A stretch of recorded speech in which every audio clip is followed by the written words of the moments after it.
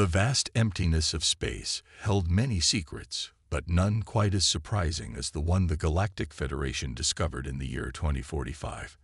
Their advanced survey ship, gleaming silver against the backdrop of stars, moved silently through the outer edges of the Sol system.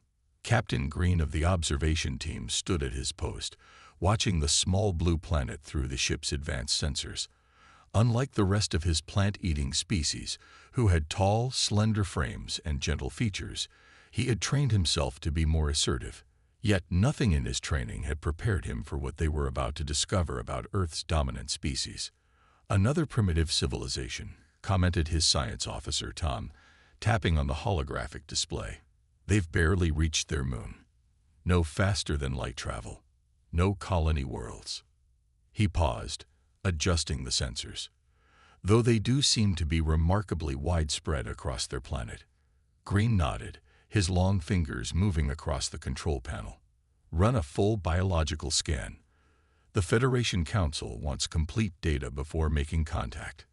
The results that came back made the entire bridge crew stop and stare. Tom's normally pale face turned even whiter. "Sir, this can't be right. The readings suggest they're omnivores, with a strong predatory lineage." "Impossible," Green whispered. In the entire known galaxy, no spacefaring species had evolved from predators.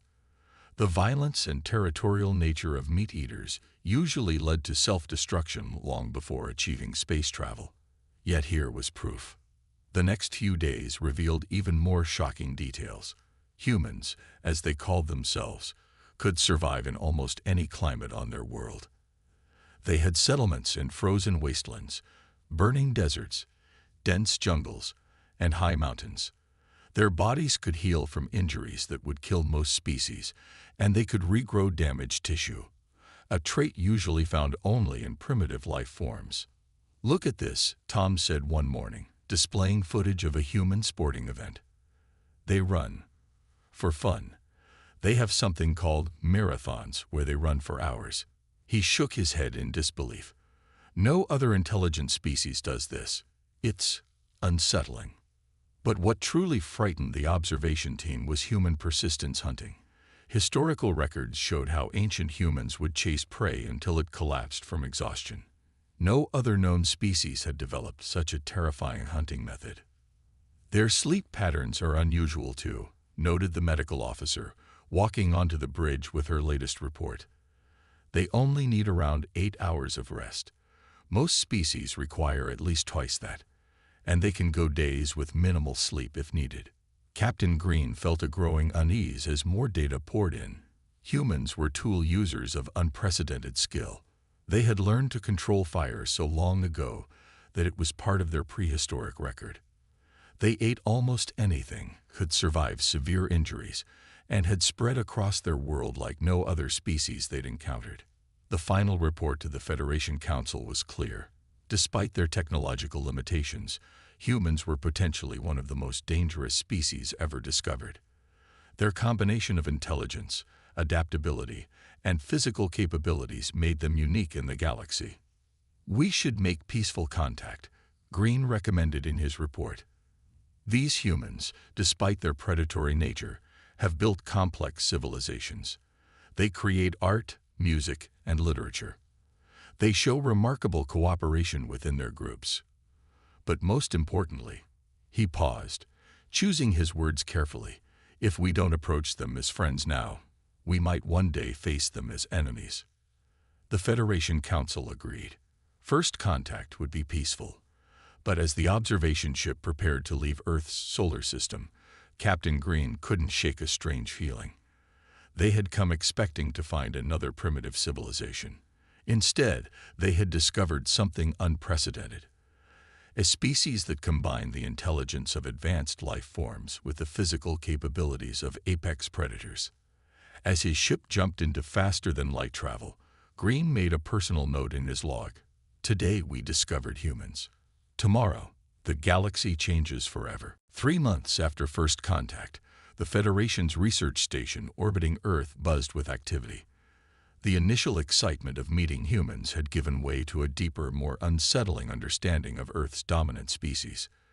Dr. White, the Federation's lead researcher, stood in the observation room, watching a human military training exercise through high-powered cameras. His research team had been studying human physical capabilities, and each new discovery left them more amazed and worried. "Play the accident footage again," he ordered, turning to his assistant. The holographic screen flickered to life, showing a training incident from 2 weeks ago. A human soldier had fallen and broken his leg during a climbing exercise. Instead of ending his career, the injury would heal completely. "It's not just that they heal," Dr. White muttered, making notes. "It's how they heal. The bone actually grows back stronger at the break point. They get tougher after being damaged." Such healing abilities were rare among advanced species. Most civilizations had evolved past the need for physical resilience, relying instead on medical technology. The next footage showed humans training in desert conditions. The temperature was high enough to kill most species, yet the humans continued functioning. They sweat, their bodies automatically cooling themselves like living machines. No other known species had this capability. They either had thick protective skin or couldn't survive such temperatures at all. "Sir," called one of the junior researchers, "you need to see this sleep study data." The numbers on the screen were shocking. Humans not only needed less sleep than most species, but they could also choose when to sleep. They could stay awake for days if needed, pushing through exhaustion through sheer willpower. "They're like nothing we've ever seen," the junior researcher said, his voice trembling. "Yesterday, I watched a human exercise class. For fun, they lift heavy weights until their muscles tear, then their bodies repair and become stronger. They deliberately damage themselves to improve. What kind of species does that?" Dr. White was about to respond when alarms blared across the station. The military liaison, Officer Reed, rushed into the room. "We have a situation," he announced. "A human mountain climbing team was caught in an avalanche. The temperatures are well below freezing. Our protocols say we should intervene." They watched the rescue feeds together. To their astonishment, the humans not only survived, but helped rescue each other. They endured conditions that would have killed any Federation species in minutes. "Look at their core body temperatures," Dr. White pointed at the readings. "They're maintaining warmth in near-freezing conditions through something they call shivering. Their bodies fight to stay alive automatically." That evening, Dr. White prepared his report for the Federation Council. The findings were unprecedented. Humans could heal from severe injuries, adapt to extreme temperatures, function on minimal sleep, improve through stress and damage, survive conditions that would kill most species.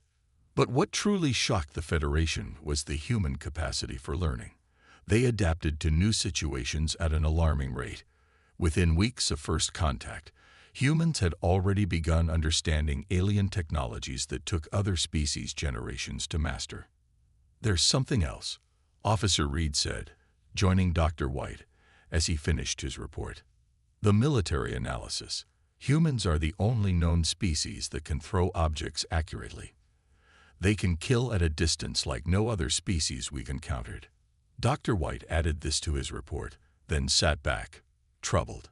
The Federation had believed themselves to be the peak of evolution. Peaceful, intelligent beings who had moved past physical limitations. But humans were something else entirely. Creatures that combined intelligence with physical capabilities that seemed almost impossible. As he sent the report, Dr. White added a personal note. "We must rethink our place in the galaxy. These humans, these persistence predators, are not just another species. They are what you get when you combine the intelligence of a civilized species with the physical capabilities of an apex predator. And they are still evolving." The Federation Council would need to seriously reconsider their assessment of Earth. They had thought they were studying primitive newcomers. Instead, they might be dealing with the most dangerous species in the known galaxy. The Federation Council's emergency meeting was interrupted by urgent news. The Dominion, a powerful rival empire from the outer arms of the galaxy, had entered Earth's solar system with a battle fleet. Admiral Black of the Federation forces watched the massive warships approach Earth. Unlike the peaceful Federation ships, Dominion vessels were built for war. Their crews were chosen from the largest and strongest species in their empire, each one 3 times the size of an average human. "We must warn the humans," Admiral Black said, sending an urgent message to Earth's leaders. "The Dominion thinks they're easy prey. They don't understand what they're dealing with." The Dominion's message to Earth was simple: surrender or face destruction. They had conquered dozens of worlds this way, using their superior size and strength to overwhelm resistance. Their scans showed humans had no energy shields, no space fleet, and no advanced weapons. It should have been an easy victory. They were wrong. Instead of panic, the humans responded with calm determination. Military leaders from different nations gathered quickly, forming plans. The Federation observers watched in amazement as humans prepared for war in ways no one expected. "They're using their whole planet as a weapon," reported a Federation spy. "Look at their preparations." In the frozen poles, humans were building hidden bases beneath the ice. In deserts, they buried supply lines and created false targets. In jungles, they set up camouflaged positions that even Federation scanners could barely detect. Every environment that would kill most species became a human stronghold. The Dominion commander laughed when he saw Earth's primitive weapons. "They still use physical projectiles and explosive devices," he told his officers. "This will be our easiest conquest." But the Federation analysts noticed something the Dominion missed. Humans were masters of deception and tactical thinking. They didn't try to match the Dominion's strength. They prepared to use it against them.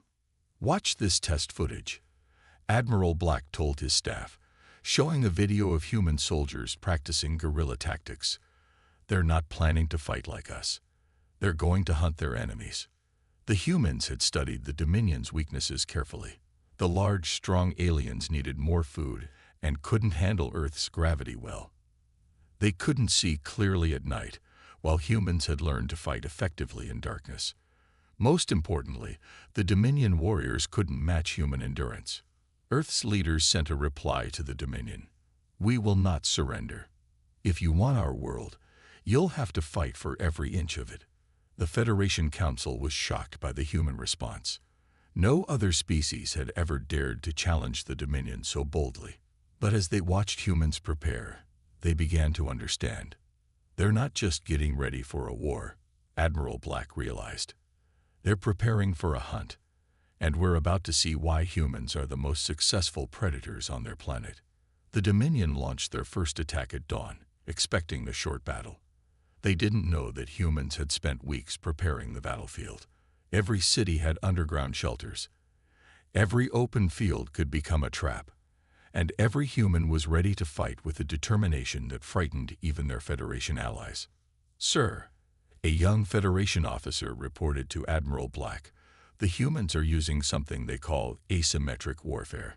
They're not trying to win big battles. They're planning to exhaust and frustrate the Dominion forces." Admiral Black nodded. The humans had understood something fundamental. They didn't need to be stronger than the Dominion. They just needed to outlast them. As the first day of the invasion ended, the Federation updated its assessment of human capabilities. They had expected humans to be easily defeated. Instead, they watched as Earth's defenders prepared to demonstrate why their species had dominated their planet's food chain for thousands of years. The Dominion was about to learn a harsh lesson. On Earth, the most dangerous predators weren't the biggest or strongest. They were the ones who never, ever gave up. Dawn broke over Earth's northern hemisphere as the Dominion launched their first assault. Their massive ships darkened the skies above major cities, a show of force meant to terrify the humans into submission. It was a tactic that had worked on countless worlds before. But humans didn't react like other species. Instead of panic, there was eerie calm. The Dominion commanders watched in confusion as their scans showed humans moving with purpose, following well-rehearsed plans. Every city had been secretly preparing for weeks. "Something's wrong," the Dominion's lead commander said, watching the organized human response. They're not running. Why aren't they running? The first wave of Dominion troops landed near a human military base in a dense forest. The alien warriors, each standing 3 meters tall and wearing powered armor, expected an easy victory. Their thermal sensors showed no human heat signatures nearby. They didn't know that humans had learned to mask their body heat. They didn't know that human soldiers had buried themselves in hidden positions, covered in mud and leaves, waiting patiently like their ancient hunting ancestors. The trap was sprung at night. Humans could fight effectively in darkness, something the Dominion hadn't known. Small teams of soldiers emerged from hiding spots, struck quickly, and disappeared before the aliens could respond. They're everywhere and nowhere, a frightened Dominion soldier reported. We can't tell where they'll strike next. They don't fight like warriors. They hunt like predators. The Dominion's advanced weapons proved less effective than expected. Humans used the terrain to their advantage, forcing the aliens to fight in tight spaces where their size worked against them. The Earth's gravity, slightly stronger than what the Dominion troops were used to, began to tire them. Admiral Black watched the battle feeds from the Federation observation post. "Look at their stamina," he said, pointing to human soldiers who had been fighting for hours without rest. "They're not getting tired. They're getting better as the battle goes on." The Dominion's first major defeat came when they tried to take a human city. They had expected to find cowering civilians. Instead, they found empty streets filled with traps and ambush points. Every building had been turned into a fortress. Every tunnel and sewer had been transformed into a route for human strike teams. "They're using something called urban warfare," a Federation analyst explained. "Humans have been fighting in cities for thousands of years. They know every trick, every tactic." But what truly shocked the Dominion was the human ability to improvise. When their energy shields proved too strong for regular weapons, humans quickly adapted. They used the environment itself as a weapon: mud to blind sensors, water to short-circuit armor, terrain to trap and isolate enemy units. "Report from the ground teams," a Federation officer announced. "The humans are singing. They have something called battle songs. They're enjoying this." The Dominion commanders couldn't understand it. Their troops were stronger, better armed, and protected by advanced technology. But they were being defeated by creatures half their size who fought with primitive weapons and crude tactics. "You don't understand humans," Admiral Black told a frustrated Dominion officer. "You see them using simple weapons and think they're primitive. But those simple weapons are backed by millions of years of predator instincts and thousands of years of warfare experience." By the end of the first day of battle, the Dominion had lost more troops than in their last 3 conquests combined. Their soldiers were exhausted, while humans seemed energized by combat. The aliens had never faced an enemy that got stronger as battles went on. The Federation's military analysts updated their assessment of human combat capabilities. They weren't just fighting to defend their world.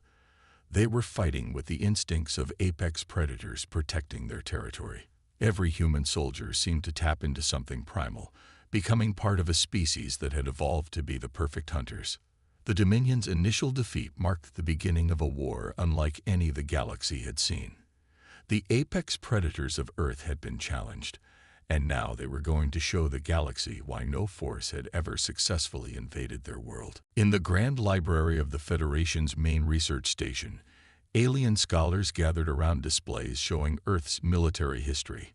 What they saw made them deeply uncomfortable.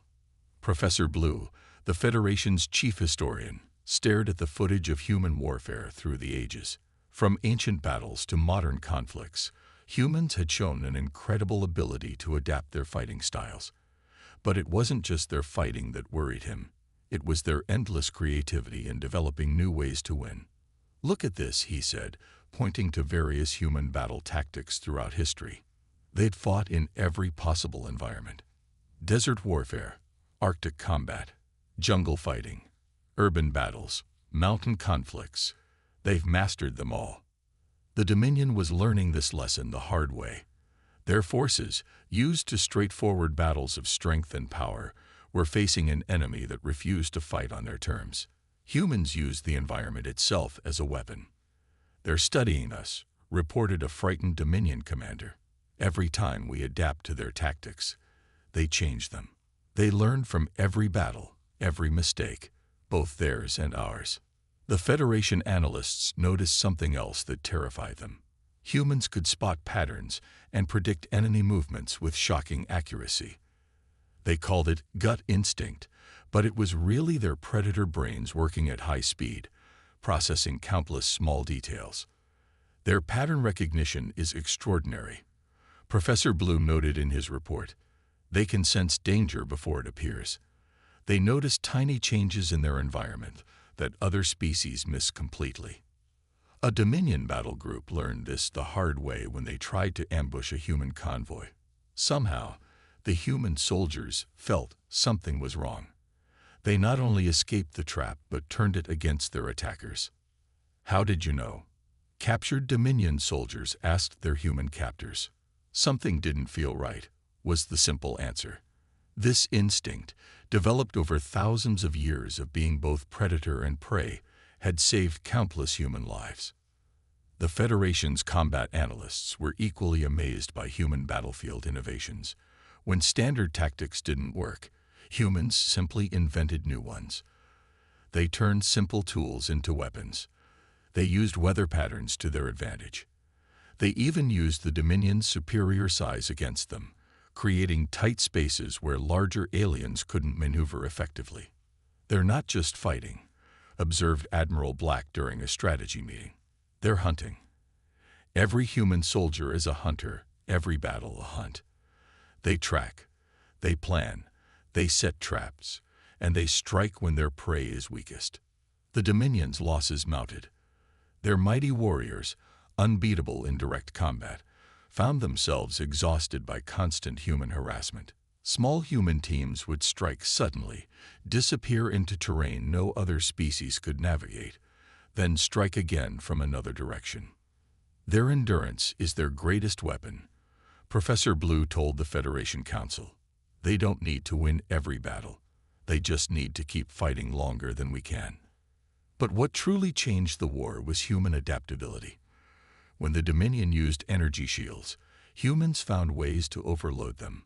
When faced with advanced armor, they developed new weapons to pierce it. Every technological advantage the Dominion had was met with human ingenuity. "We found this in their historical records," Professor Blue said, displaying an ancient human quote, "Necessity is the mother of invention." They become more creative under pressure. The harder we push them, the more dangerous they become. The Federation began receiving requests from other species to study human warfare techniques. The same abilities that made humans dangerous enemies could make them valuable allies. As the war progressed, the galaxy learned a crucial lesson. Humans weren't just another species that had developed technology.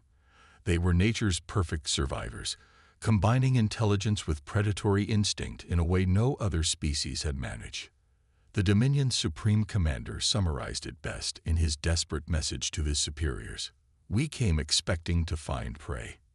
Instead, we awakened the galaxy's most efficient predators, and they're teaching others how to hunt like them." The war had changed everything. In the Federation's military academy, alien officers now stood in lines, trying to copy human fighting stances. The sight would have been unthinkable just 1 year ago. Major Stone, a human instructor, watched as alien species from across the galaxy attempted to learn Earth's combat techniques. Some were twice his size, others had natural weapons like claws or enhanced strength, but they all listened to him with deep respect. "The key isn't about being the strongest," he explained to his class. "It's about outlasting your enemy. Humans don't win because we're the best fighters. We win because we never stop fighting." The Dominion was learning this lesson painfully. Their forces, once proud and undefeated, were now facing defeat on multiple fronts. Human military advisors had spread across the galaxy, teaching other species how to fight like Earth's warriors. "Look at how they've changed space combat," said Admiral Black, showing footage of recent battles. Human ships didn't try to match the Dominion's powerful weapons. Instead, they fought like ocean predators, striking quickly from hiding, disappearing before the enemy could respond, and attacking again from unexpected directions. The Federation's War Council received reports of human innovations spreading throughout the galaxy. Species that had never stood a chance against the Dominion were now fighting back effectively, using human tactics. They taught the forest dwellers of Sector 7 how to use their dense canopy for ambushes, reported a Federation observer. The ice warriors of Sector 12 learned human Arctic warfare techniques. Even the peaceful floating creatures of the gas giants are now using human strategic principles. But what truly revolutionized galactic warfare was the human concept of combined arms tactics. They taught other species how to use different abilities together, turning weaknesses into strengths. Humans understand something we never did, Admiral Black told the Federation Council. They know that every environment, every situation, and every limitation can become an advantage if you think creatively enough. In deep space, human commanders introduced new battle formations. Ships now moved like wolf packs, using coordinated attacks that confused and overwhelmed larger Dominion fleets. On planets, human-trained guerrilla forces struck from mountains, deserts, and jungles, never giving the enemy a moment's rest. Major Stone's latest training session focused on human night fighting techniques. Your natural night vision might be poor, he told his alien students, but humans have fought in darkness for thousands of years. We'll teach you how. The Dominion's commanders were now facing their worst nightmare, an entire galaxy learning to fight like humans. Species they had easily conquered before were now using hit-and-run tactics, setting ambushes, and fighting with human-like determination. It's not just their techniques. A Dominion general complained to his superiors. These humans have taught everyone their most dangerous trait, how to never give up. In the Federation's Strategic Command Center, analysts watched as the war map changed. The Dominion's territory was shrinking. Their once mighty fleets were being hunted by smaller, more agile forces using human tactics. They've completely changed how we think about warfare, Professor Bloom noted in his latest report. Humans don't just adapt to their environment. They teach others how to adapt too. They're not just predators. They're predators who create more predators. The Federation Council received an urgent message from their spies. The Dominion's inner systems were now facing rebellion. Species they had conquered centuries ago were rising up, using human-taught guerrilla warfare tactics. The humans have done more than just fight back, Admiral Black said during an emergency meeting. They've shown the galaxy that even the mightiest enemy can be defeated if you're clever enough and determined enough. As Part 6 of the war ended, the galaxy had fundamentally changed. The humans hadn't just survived. They had revolutionized how species thought about combat, survival, and determination. They had turned an entire galaxy of peaceful species into something the Dominion feared, hunters who thought like humans. The Federation's latest assessment was clear. The humans haven't just won battles. They've changed the rules of war itself. The Grand Hall of the Federation Council fell silent as the Dominion's surrender message played on the main screen.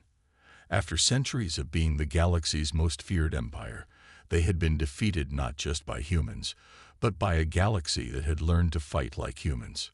We acknowledge our defeat, the Dominion's supreme leader announced, his once proud voice now humble. We seek peace with Earth and its allies.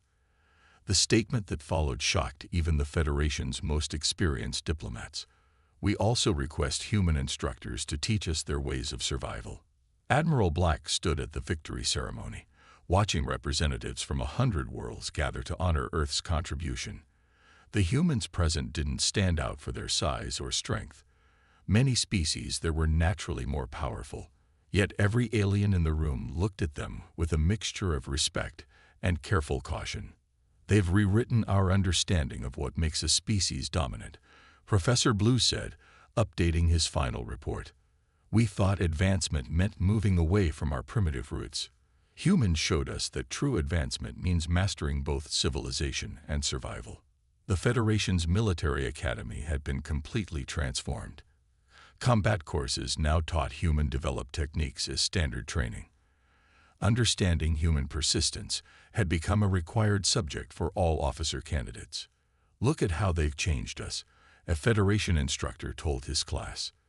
"Before humans, we thought size and strength determined victory. They taught us that will, endurance, and clever thinking matter more." In the years that followed, Earth gained unprecedented influence in galactic politics. Human advisors were sought after by species across the galaxy. Their combination of strategic thinking and survival instincts made them invaluable allies and feared enemies. It's ironic. Admiral Black noted during a council meeting, "We once looked down on humans for being predators. Now everyone wants to learn how to think like them." The Federation's Xenobiology Department made studying humans their top priority. They discovered that what made humans special wasn't any single ability. It was their unique combination of traits. The stamina to never give up, the creativity to find solutions in impossible situations, the ability to learn from every failure, the willingness to teach others, the predator's instinct combined with the wisdom to know when not to fight. Even the Dominion's warriors, once proud of their superior strength, now studied human history with fascination. They learned about ancient human hunters who had taken down animals many times their size through persistence and clever tactics. The humans never needed to be the strongest. A Dominion commander told his troops. They just needed to be the most determined. And they were. Earth's influence spread beyond military matters. Human creativity, problem-solving, and adaptability were highly valued in scientific research, space exploration, and diplomatic relations. Species that had once feared humans now sought their advice on everything from survival training to colony establishment. "We misunderstood them completely," Professor Blue admitted in his final lecture. "We thought being apex predators made them dangerous. But it was their ability to be both predator and teacher that made them truly remarkable." The galaxy had changed forever. The Federation's official history now marked the discovery of Earth as the beginning of a new era. They had found a species that hadn't just survived, but had mastered the art of survival so completely that they could teach it to others. In the Federation's new galactic map, Earth was marked with a special designation, Home of the Teachers. It was a respectful acknowledgement that humans weren't just warriors or survivors. They were mentors who had helped lift the entire galaxy to a new level of understanding. As Admiral Black watched the sun set on Earth during his final visit, he reflected on how one small planet of persistent predators had changed everything. "They showed us that being apex predators wasn't about being the strongest," he wrote in his memoirs. "It was about being the wisest hunters, the most determined survivors, and most importantly, the best teachers the galaxy had ever seen." The age of human influence had begun, and the galaxy would never be the same.